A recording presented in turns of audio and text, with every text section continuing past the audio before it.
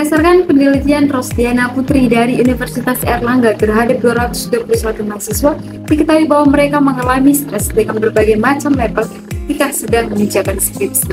Yang mengatakan bahwa sebagian besar mahasiswa mengalami stres berat 25,8%, sedangkan sisanya merasakan stres normal 23,1%, stres ringan 12,7%, stres sedang 15,8%, dan stres sangat berat 22,6%. Tahukah kalian bahwa banyak mahasiswa mengalami kesulitan saat menulis proposal penelitian? Mungkin kalian juga merasa bingung mulai dari mana, takut salah langkah, atau bahkan frustasi karena tidak tahu cara menyusun proposal yang baik. Nah saja, kalian tidak sendirian. Video ini akan menjadi panduan lengkap untuk kalian, dan kami akan membagikan tips dan trik dari para ahli, langkah-langkah praktis, serta contoh konkret yang bisa langsung kalian terapkan. Siap untuk membuat proposal penelitian yang memukau? Yuk simak video ini sampai selesai dan temukan cara mudahnya. Halo teman-teman semua, saya Ririna Baban. Nama saya Rizky. Saya Elizabeth. Saya Gladys. Saya Jessica. Saya Surya. Dan saya Mei Edisyahaan.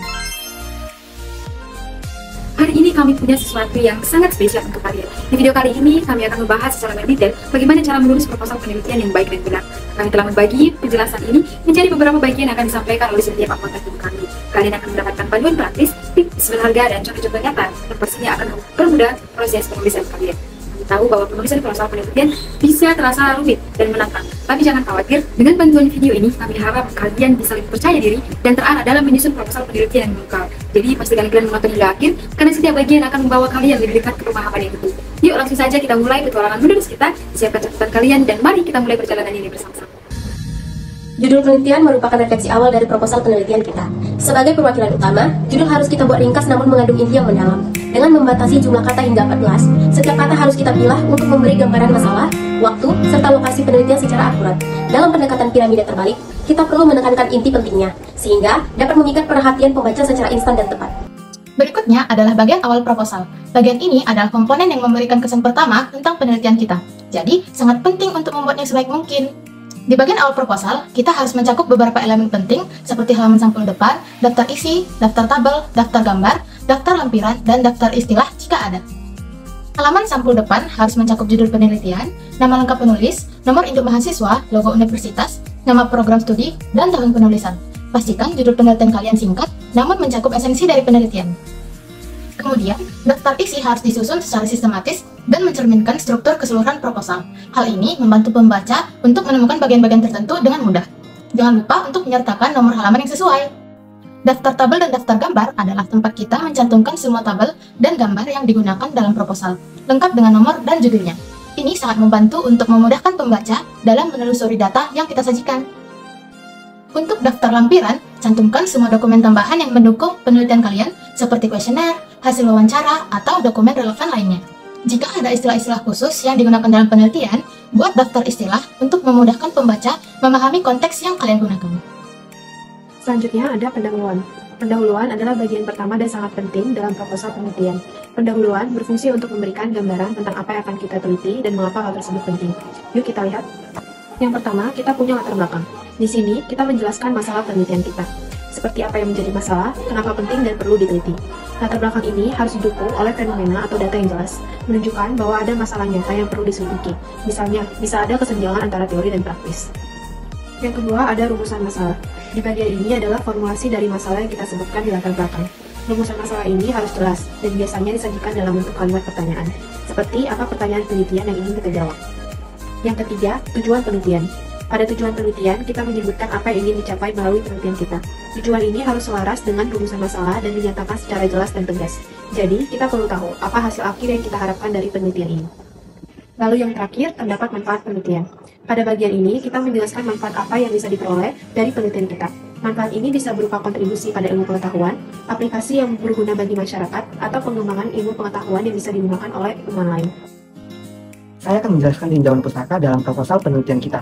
Yang pertama adalah landasan teori. Mengawali dengan landasan teori, kita menggunakan dua teori utama, yaitu teori X dan teori Y. Teori X menjelaskan bahwa titik-titik-titik, sedangkan teori Y mengemukakan bahwa titik-titik-titik. Kombinasi kedua teori ini memberikan fondasi yang kuat untuk pemahaman fenomena yang kita teliti. Yang kedua adalah referensi dari penelitian terdahulu, seperti yang dilakukan oleh nama peneliti, tahun, menunjukkan bahwa titik-titik-titik, dan penelitian lain oleh nama peneliti, tahun, menemukan bahwa titik-titik-titik.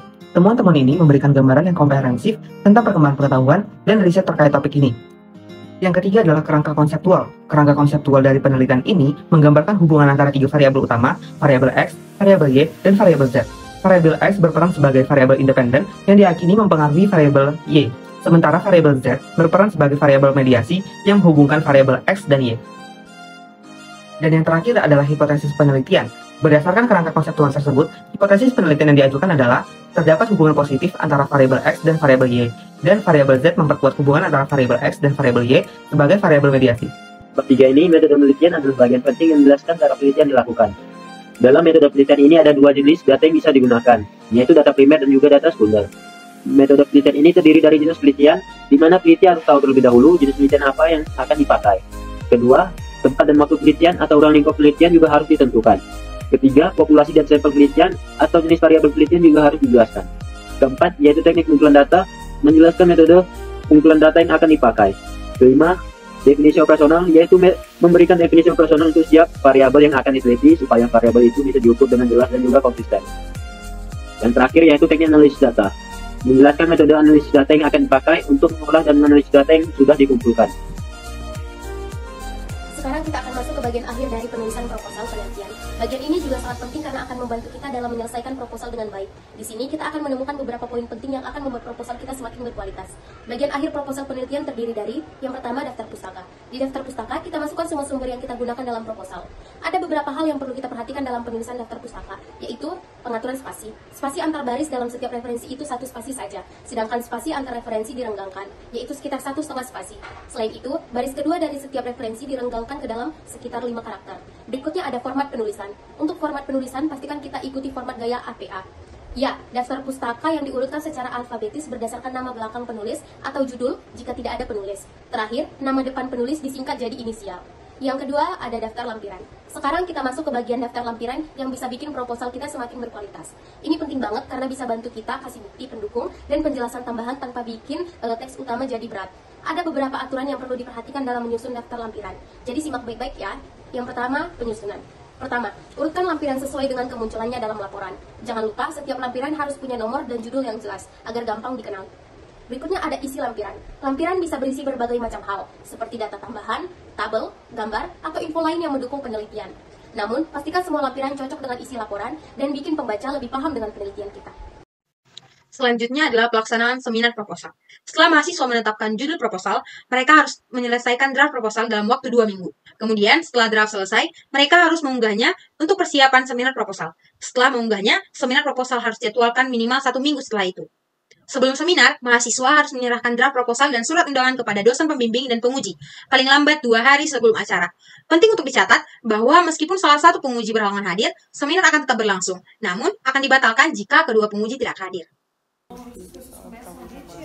Terima kasih telah menyaksikan video ini. Kami harap penjelasan mengenai pedoman penulisan proposal penelitian ini dapat membantu kalian dalam menyusun proposal yang baik dan benar.